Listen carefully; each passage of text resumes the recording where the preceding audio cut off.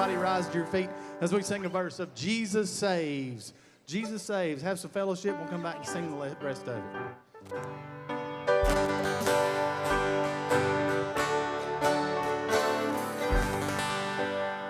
We have heard the joyful sound. Jesus saves, Jesus saves. Spread the tidings all around. Jesus saves, Jesus saves. Spread the news to every land. Climb the steeps and cross the waves. Onward, 'tis the Lord's command. Jesus saves, Jesus saves. Y'all welcome each other, love on each other.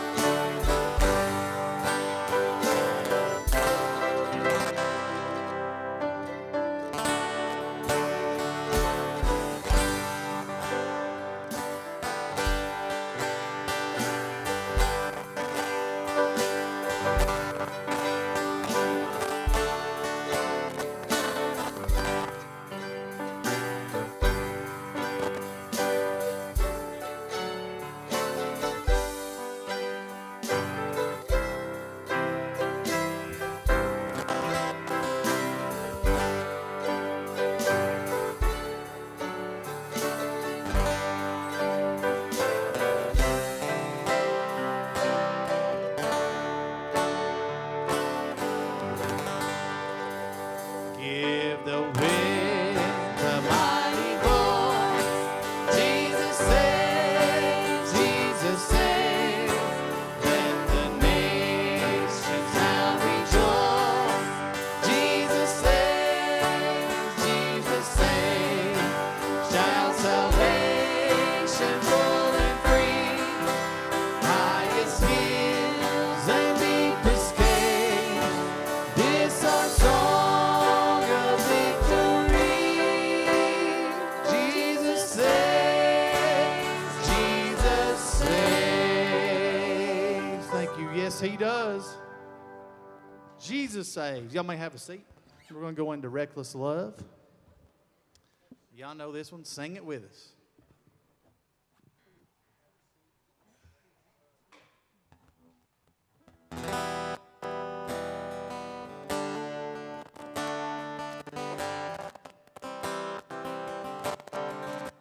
Can y'all hear it cutting out?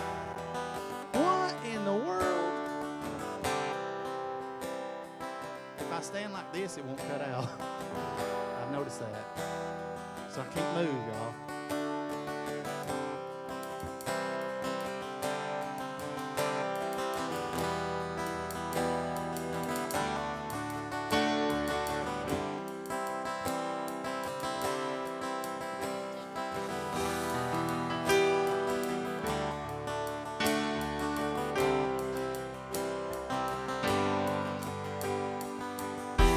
For I spoke a word, you were singing over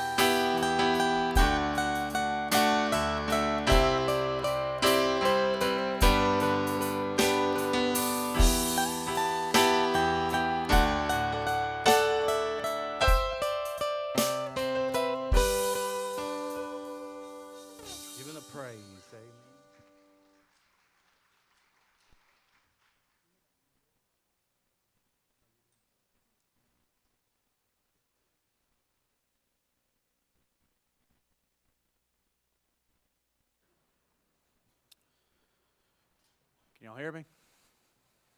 All right. Good evening, everybody. We'll be in Luke 9, 23, and 24. Pretty simple, straightforward stuff we're going over tonight. Easy to talk about, hard to live out, right?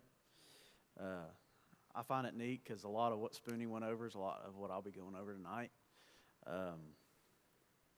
But I often find a lot of the time when you see a point or theme that is repeated through your Sunday school class, through the main message, through the night, whatever, there's usually somebody out there that is really struggling and really trying to find some answers.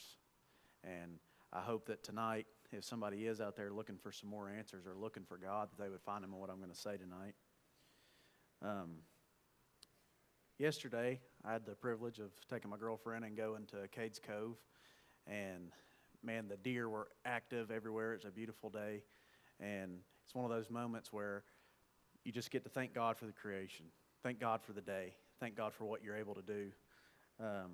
But something that was on my mind was the message. Right? My dad texted me Friday night when I was at work and asked if I could do the message for tonight.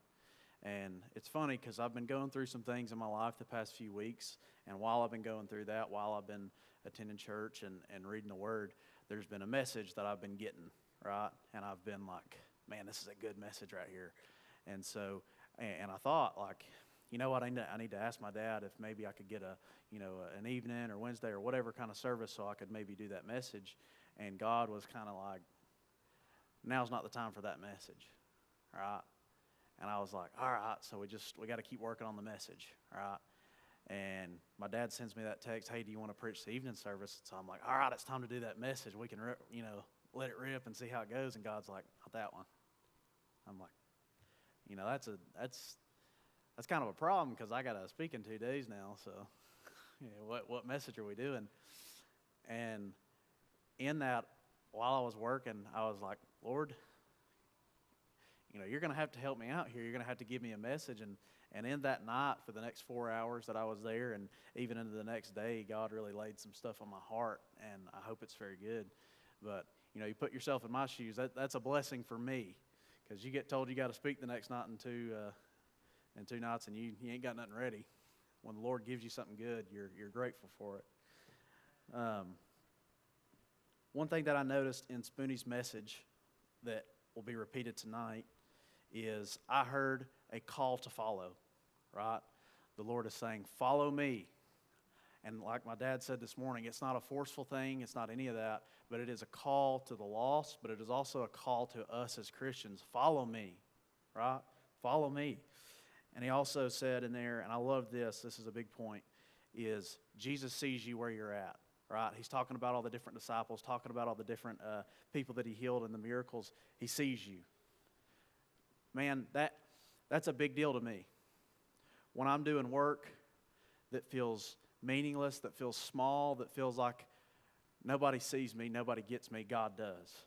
God says, I see you. I see what you're doing. I see the grind that you're going through, and I'm with you, right? When life's hitting you hard, right? When you're really going through something in your life and it don't look like it's getting better, God sees you. God's there, right? And this is the big one that I want to go over tonight is, Spoonie said this, and I think it's perfect, and it's probably the one I struggle with the most. God does not lay out the plan for you. God does not lay out the roadmap and say, hey, we're going to point A to point B. God don't work that way. God will take you all over the map and never tell you where point B is, right? But it's good. It's worth it. In Luke 9, 23 and 24, it says, then Jesus said to them all, whoever wants to be my disciple must deny themselves and take up their cross daily and follow me. For whoever wants to save their life will lose it, but whoever loses their life for me will save it. That to me, that is my favorite Bible verse. That's my favorite part in the Bible. One thing that I find neat in there that I think when we first read it, everybody really gets on board with. Everybody's like, I can do that. I like that. That's the Bible is, Deny yourself, take up your cross, and follow me. Like, all right, I need to get rid of my sin, start doing things right, and really, really carry the gospel message, right? But what is he calling you to do? He's calling you to take up your cross. What does that mean? What's the context of take up your cross? That's Jesus in full display to the world saying, you can destroy me. You can say whatever you want to me, do whatever you want to me, and I'm still going to carry the gospel. Are we saying that really when we read that?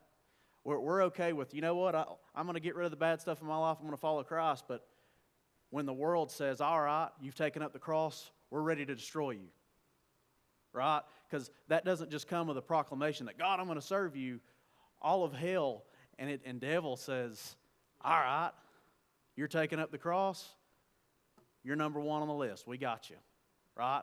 That's what happens, and God takes that cross up to the hill to go tell them the good news, to go tell them their lives will be better, to die on it. God's saying, take up a ministry, take up a calling, take up the gospel, and come die with me on that hill. Let the world destroy you, but let the Father see you and what you're doing. Right? That's what I want to focus on tonight is, man, take up the cross. Take up the calling. Do what God has commanded you to do, but know as a Christian who is following God, it comes with the cross. And everything with that, all of the punishment, all of the pain, all of the suffering comes with that. But it is something you must and should do as a Christian. It's something you should take the challenge on. That's what God is calling us to do. Like I said, the past few weeks, I've been struggling with my circumstances.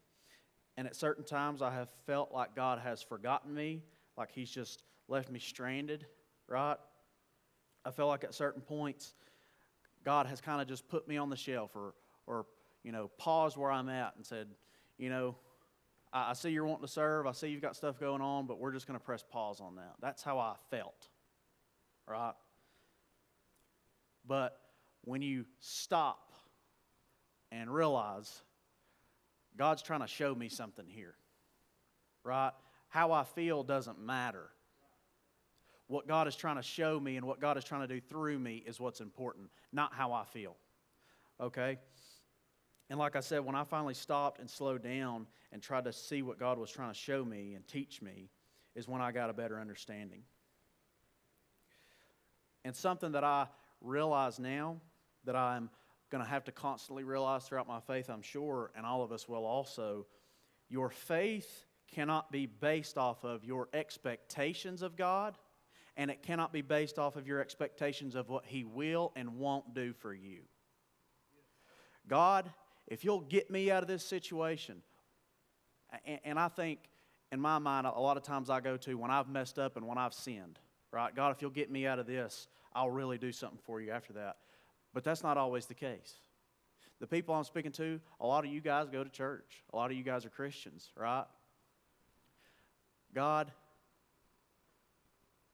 whether or not this person I really care about sits and listens to the gospel or not, right? God, whether the diagnosis I got from the doctor or not gets better. Lord, whether or not you fix the situation, whether or not you fix my marriage, whether or not you fix my job, Lord, I'm going to be obedient to you regardless, right? It's not God getting you out of a bad situation. It's not just God saving you from the mistakes you've made. It's also saying, God, my life ain't easy, and if it don't get any better, I'll still serve you. I'm not asking you, I won't serve you if you get me out of the pit, and I'm not depending my service on you if you put me on the top of the mountain. I'll serve you wherever. If you leave me in the gutter, I'll serve you there. If you put me on the mountaintop, I'll serve you there, wherever it is.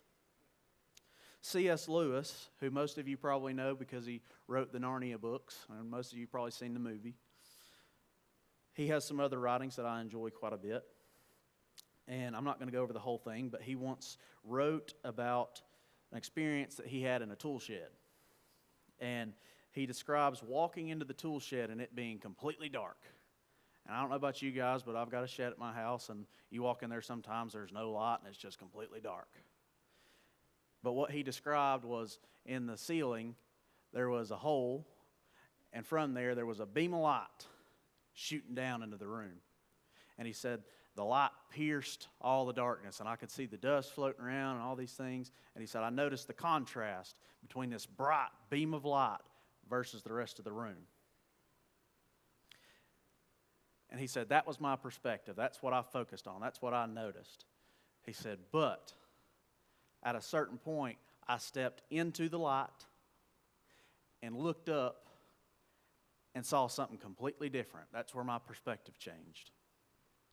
I looked up, I could see the trees, I could see the sky, I could see the sun, I could see the beauty of God's creation, and all that darkness was gone. Couldn't see it, right? That's kind of what I want to talk about tonight. In today's time, in our modern era, in Hollywood, in politics, in even Christian music, Christian preaching, Christian podcasts, whatever it is, a lot of this world is going to ask you and want you to focus on the tool shed. God, my situation's really bad. It's really dark. That's what we want to focus on. As fleshly beings, we want to sit in our mess and go, God, it's so bad down here, right? And when God shoots a beam of light at us, right, and He says, I'm here for you, right? He's not doing that to illuminate or make the shed better. He's not coming into your life and stepping into your life so your life gets easier and your problems go away. He's putting that beam of light so you can step into it and look beyond your situation, beyond your circumstances, beyond your expectations of, God, I'm in a really bad spot and I need you to get me out of it. God said, I am good whether you're in it or whether you're not. See me and see my beauty and see my love for you, whether you're in the tool shed and in the darkness or wherever, right? And in the Bible, there's a few places my mind goes to. I go to Abraham and Isaac, right? And we see Abraham's faithfulness when God says, I want to test your faith. I want to test your love for me, right? Another place is Paul and Silas in prison, right? They've got the joy of the Lord inside them, and it's contagious to everyone around them, though they're in prison, right? But the one I want to focus on tonight is Daniel in bondage in Babylon under the king Nebuchadnezzar. Daniel has been taken captive and his home is gone. He's been castrated. His entire culture has been changed from one that is seeking God, one that is good, to the occultic, earthly Babylonians. Right? It's the same place we're at today. Right? What I mean by that is our future is not on this earth. Okay? We're living in a time where I'm sure a lot of you can look back to when you were younger and go, man, things were better a lot back then. Man, it seemed like the nation was a lot more focused on God. These wars weren't going on. This wasn't going on. This wasn't going on. Man, it seemed like the people were better. The culture was better. The work ethic was better. All these things were better. Right? That's the same situation he's in right now. The whole culture, the nation, the people, they've turned away from God, and now we're stuck in a really bad spot. Right? But Daniel is not looking at the darkness of the tool shed. Daniel has stepped into the light and is looking through the glory of God. He is looking through the lens of the Holy Spirit. Daniel loves, trusts, and most importantly, is obedient to God. Daniel has stepped into the light, and instead of seeing a bad situation or trying to get God to fix the situation, he stands in the light. His relationship with God, no matter he's in his relationship with God, no matter the situation. When you look through the light instead of at the darkness, the light is the only thing you can look at, and the darkness can no longer stay. When we start to say, Lord, I know the situation around me is bad, but I know it's not getting any better, me just sitting here looking at it. So I'm going to try to do my best to stay on track. And you know what? Maybe I'll fail. Maybe every now and then I'll peek back in there. But God, I'm going to do my best. I'm going to do my best to forget everything else, all the noise, all the distraction, all the muddied water that's going on in today's time with politics and Hollywood and my job and my family and all this stuff. If I will just say, I'm going to turn that radio off. I'm going to turn all that noise off. God, what are you wanting me to see? I know what the world's wanting me to see. I know what the devil wants me to see. I know what my family and the TV and the news, and I know what they're wanting me to hear. I know what they're wanting me to see. But God, I don't know when the last time I stepped back and tried to see it through your lens. I don't know when that was. So you know what? Maybe it's time for me to get back on track. The story of David is not that you trust God and work hard and your life gets easier and all your problems go away. The message is to tell you that even when you trust God and do your best, and the world is still against you, people still hate you, your life doesn't get easier, your healing doesn't come to your body, when the relationships in your life don't get better, when the divorce still happens, when your children are still running their lives how they want, right? When the things in your life are not going the way they're supposed to. God is saying, I'm still good. My relationship with you is still there if you'll see me, right? And here's the big point. Our reward is not on this earth. Here's the big point I want to get across to you. The death toll is 1-to-1. My dad said it when he preached Wednesday. When we first stepped into this world, we were dying, right? There's no getting out of that.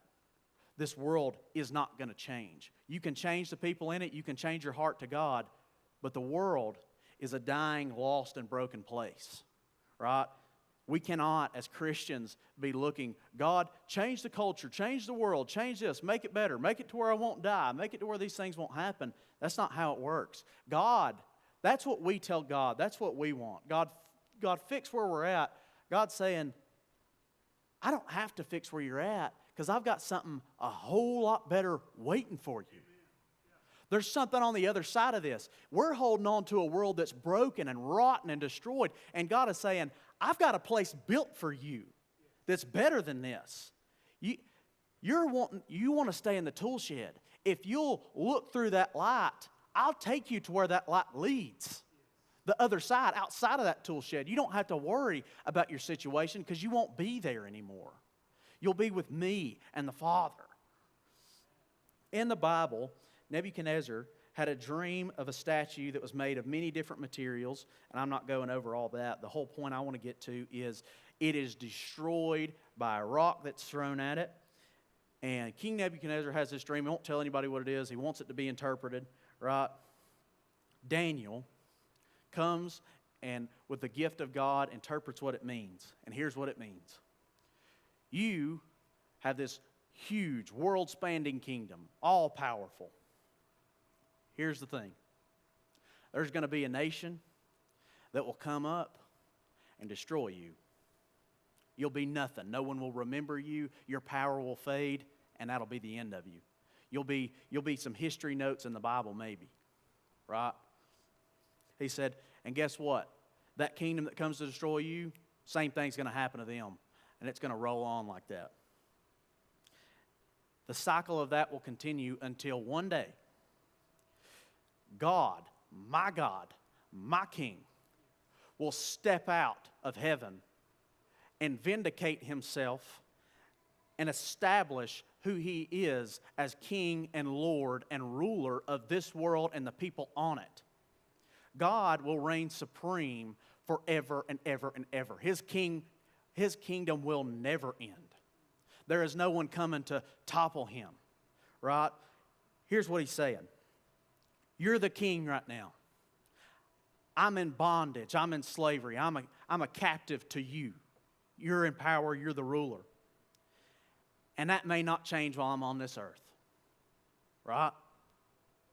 we look at the world and we look at how bad it is, we look at our situation, the world ain't getting any better. But that's not where we have to stay, right? He says the difference is, no, hold on. I may not see that change in my time, right? But there will be a time when God steps out and God is victorious and God reigns, right? Here's the thing. I will see that. The people that are against me, that are against God, will be destroyed, right? And here's a big one that I want to get over.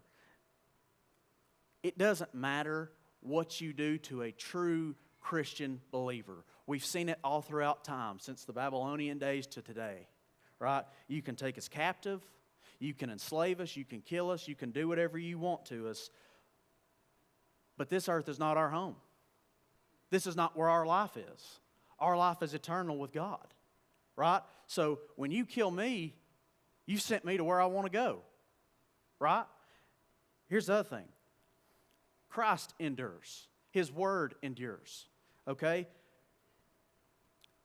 There's been people all throughout time that have been trying to kill and destroy Christians, and guess what? They won't go away. The more of them that are destroyed, Spoonie preached about it this morning when he was talking about, I have decided to follow Jesus, right? We see it. And it's the same with Jesus, the same with us, is when our sin and our bodies are crushed and destroyed, the Word of God spreads. And so does the effectiveness of God, right? And man, I just want to talk about that for a minute because it's hit me a little bit. How awesome is that? I mean, really think about that. You live for a God and for a king that when you really go up against an adversary, you don't have to worry like, man, if we lose this battle right here, I've lost it all. I'm going to die. No one will remember me. My line won't continue. I'm done, right? God says, don't be afraid of any of that because I'm God. If we go into battle and we win, we win. But if we go into battle and we lose, we win. Because guess what? It doesn't matter. All this stuff going on earth right now doesn't matter. Who's in power, who's not in power, who's at war, who's not at war, none of that matters. You guys are playing at kingdoms down here. It's sandcastles to me. My kingdom is established. My kingdom's not going anywhere. Quit looking at what's going on around you, around the world, and on this earth. Focus on me, right? Me and Sarah talked about this the other day. I think it's really neat. In the Bible, it says God's preparing for you a mansion, right? And I hear a lot of people, I don't care if He gives me the mansion or not, right? I don't care. I don't need it. And I love the sentiment of, I don't care where God's got me at. I just want to be with God. But I think it's awesome that God is giving you a mansion regardless. And the reason for that is because God's awesome, and He knows it. You know what I mean? I mean, man, if I had all the money in the world, right, and I could say, man, I love this woman back here. I want to marry her. I want to do all these things. I'm going to build her a mansion, right? Because we're described as the bride of Christ. I'm going to give you heaven. I've got angel armies that nobody can stand up against. If I tell one of them to roll out on somebody, it's over, right? I'm building you a mansion. I've got things you can't even imagine on this earth to blow you away just for you. Just for you. The streets are gold. The thing that's the most important thing on this earth, the biggest deal, that's my driveway, man. I've got something that is for you that ain't never going away. And man, personally, I can't get over that. And the reason for that, I know where I came from. I know how messed up my mind is. I know how messed up my flesh is. I know what I can do. I know how I can be towards God. And God says, I love you regardless. Just follow me, right? Daniel was not made for Babylon. We are not made for this world. Babylon's not going to get any better, and David's not going to have a great time, or Daniel's not going to have a great time there, right? Babylon's going to be destroyed and done away with, right? We're not for America. We're not built for America. I love America. I love what it stands for. I love the history. But I don't want to stay here. This is not my home, right? This is where I'm at the moment, right? God has made Daniel to serve him, to be a son of his, to be in heaven with him, right? And it's the same for us. It's like I said, do not let your faith and obedience to God be dependent on current circumstances and what you think God should do for you. One of the best pieces of perspective that I've ever got was through one of the most worst things that I've ever been a part of in my life and been around and had to see the effects of. A very close friend of mine was experiencing a death in the family, and it really hit hard. And it was really bad for everybody involved. And it's one of those situations that I'm talking about that when that person's gone, the effects of that remain. That situation's not getting better. God can heal. God can work through. God can be with you. But what's missing's still missing, right? But something that I found interesting, I'm very close with that family, and something that the parent said to me that still rings with me is, "Thank you for loving my son." And that has stuck with me since it happened all the way till now. And the reason I bring that up is because I think that's how God looks at us. I think that's how God sees the situation we're in, right? It's a bad situation on earth. Things aren't getting any better, right?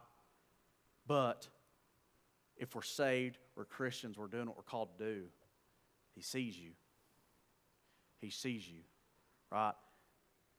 Thank you for loving my son. Thank you for loving Jesus. Thank you for carrying the cross regardless of what was going on, right? I remember. But in this life, whether it's a lost loved one, a physical issue with our bodies, financial, a relationship, the state of politics, the nation, our culture, whatever it might be, God says, if you would be willing to do your best to trust and obey me despite the situation, whether it gets better or not, and take up the cross, and let the world treat you like it did me, then you will be a part of my kingdom that reigns forever. And I will be with you and I will sustain you. Something that I find really interesting is God is a being that is beyond space and that is beyond time. Right?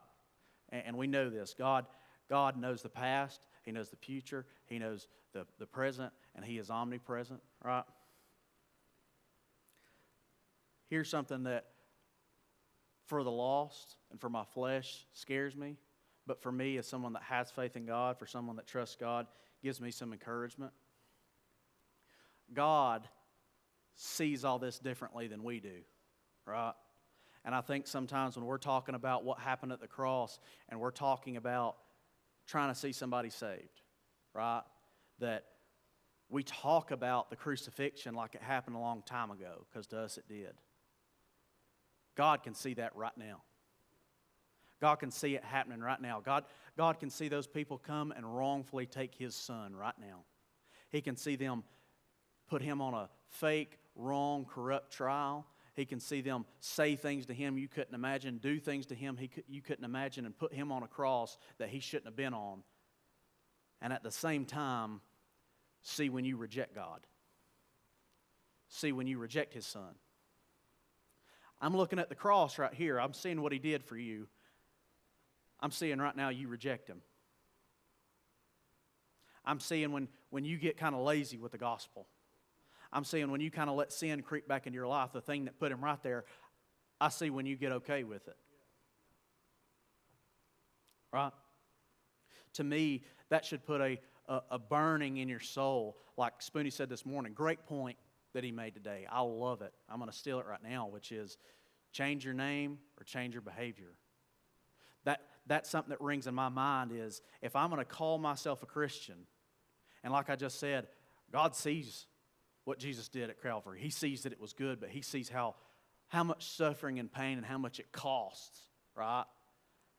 I need to be doing what I'm supposed to be doing. As a Christian, I need to be doing my job, right? But the other aspect of that is God sees the world against Jesus. He sees the threat and the danger that's against Jesus and the people that follow Him. And when you are living in faith and when you are doing what you're supposed to be doing, God sees that too. I see my son taking up the cross. I see him suffering on the cross, and I see you taking up that same cause. I see you working for the same thing that he did, right? That's the goodness of God. To me, I think that's just amazing. But we can also see when you say, right, here's something to me, and we've kind of gone over this, but I want to go over it a little bit more. Can you imagine what that's like if you have been faithful to God? If, like I said, you, instead of focusing on your circumstances, you focused on God, you've focused on the light, right? You've loved His Son, you've loved His Word, you've done what you're supposed to do. What that looks like when God comes back. What that looks like when you pass off into eternity and you meet God on the other side. I saw what you did. I saw the race that you ran. The stuff that you struggled with, the stuff that you didn't tell anybody about, the depression, the stress, the anxiety, the days you didn't want to do this, the days you didn't want to do that, when you felt like it was falling apart, when in your life things were getting claustrophobic, right? Because it was just all crashing in, but you said, I'm still going to serve God today. I'm not putting the cross down yet. God, devil, you're going to have to do a little bit more than that, right? I saw when you talk to that person, nobody's going to know about it. Nobody's going to see the people you deal with. Nobody's going to see the things you have to struggle with. Nobody's going to see the good that you do. No one will see it. No one will give you any kind of encouragement, nothing for it. You're going to feel like it was a waste of time and wasn't worth anything, but I saw it. I remember. God sees you where you're at. And God loves you. God has a heaven for you. He has a place for you. That's something to me. There's been times in my life playing sports where I've been the first picked, middle picked, last picked. Right? There's been different times in my life where I felt like, you're out there in the middle of it with everybody, and there's other times where you feel like you're just completely out of the circle, don't know what's going on, nobody cares. God's got a place for you at His table. Man, there's not a place in heaven.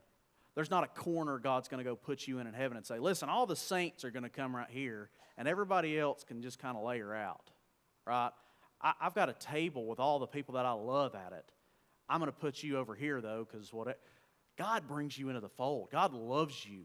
God sees your struggle. God sees your fight. God sees what's going on in your life, and He sees when you carry the cross regardless of what's going on, and He says, that's what sticks out to me, right? When we seek God in forgiveness, when we seek God in trying to pursue Him, when we are trying our best to do what's right, regardless of our circumstances, that sets a fire in God. God goes, man, that person is for me. Here's something that I love. If you read the Bible, it's a big love letter to you. God is for you. But to be a blessing to God, for God to be able to look at you and go, man, that Christian right there is for me. That Christian is serving me. That's what I want. That's what I strive for. And I hope that that's what God sees. And I hope that that's an encouragement to you that, man, what we're going through on this earth is not easy. It's not fair. It's not right. It's not the way it was supposed to be. But until that's how we live our life, until we focus on God, when you're sitting in that tool shed of life, when you're sitting and looking at your circumstances, it's a waste of time. You can try to make everything better. Oh, I'll organize this or I'll fix this or whatever. It's really hard to fix, organize, and make better a tool shed that you can't see anything in. This world, we're not meant to look at it and go, oh man, I can fix this and make the whole world better and make my life easier. That's not the point. The point is to step into God's light and live the way He's called us to live. And like I said, this is not an easy message to preach. And the reason for that, I've got to live it out. Right? You've got to live it out. Me and my dad were talking not long ago. It's hard to sit under a good preacher. It's hard to sit under a good person over your youth, Sunday school teacher or whatever, because when they give you a word that's really good, you now are responsible for it. You have to do something with it. And I'm not saying that I'm a great speaker. I'm not saying this message was great. But here's what I am saying. God He did it this morning through Spoonie's message, and he's doing it now, is laying out a call. Come follow me. I see you. I see you the good that you're doing. I see the bad that you're doing. But I want you to follow me. No matter what the situation is in your life, whether it's good or whether it's bad, I want you to come follow me. And I want you to do it right. Right? That's the call tonight. And so, whether you're saved, whether you're lost, tonight, please make a commitment, whether it's at the altar or somewhere else. Decide, I'm going to follow God. I'm going to follow Christ, no matter the situation that's around me, right? And it's now your responsibility to do something with that message. And I hope that you do. I hope it was good to you, and I hope it encouraged you. Thank you. Close. Lord, I'll close for us, sorry. Lord, thank you for the opportunity to speak. I hope that the people got this message and it was good for them, that it helped them and encouraged